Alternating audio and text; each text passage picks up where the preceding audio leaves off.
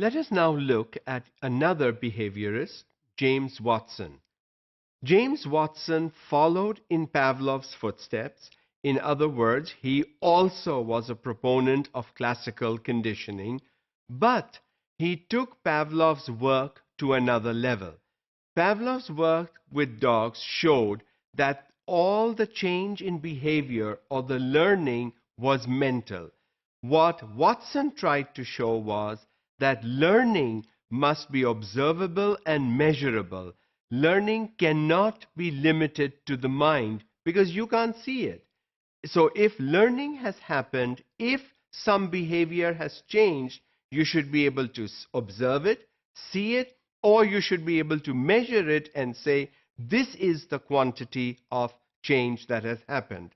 Still classical conditioning, but one step ahead of Pavlov, that is, learning is observable and measurable, something that we teachers need to stay focused on. Watson then gave the nature versus nurture theory to classical conditioning.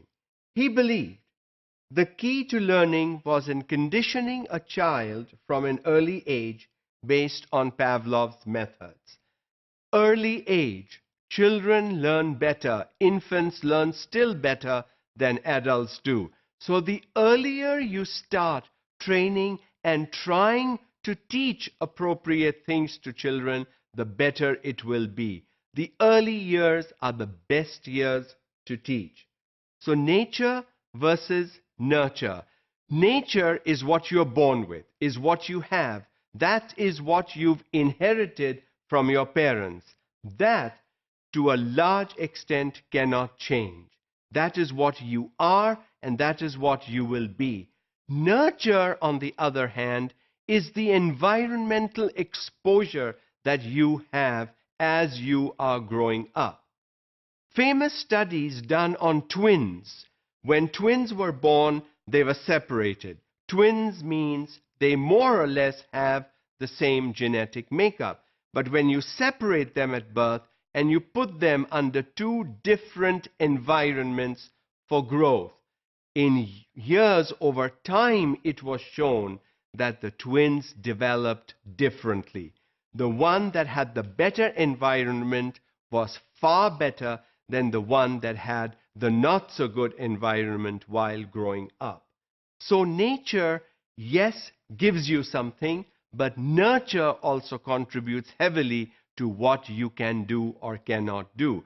This has great implications for the classroom because the kind of environment we provide in the classroom, and in our cases, particularly in our government schools, the school environment and the home environment are very different.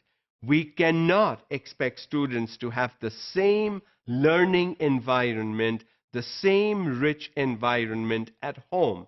And therefore, what we as teachers do in our classrooms with these students is critical, because that by far is the only learning environment that these students will be exposed to. Most parents are not educated, most parents are not able to help their children at home, and most parents, mothers and fathers, expect young children to work at home or in the fields, and so time for learning at home becomes very limited. So what kind of an environment do we provide our students in the classroom will be critical, because that is the nurturing that they will get. That is the benefit they will get in the long run. So as teachers, we need to make sure that we are not critical of the environment, that we nurture students appropriately.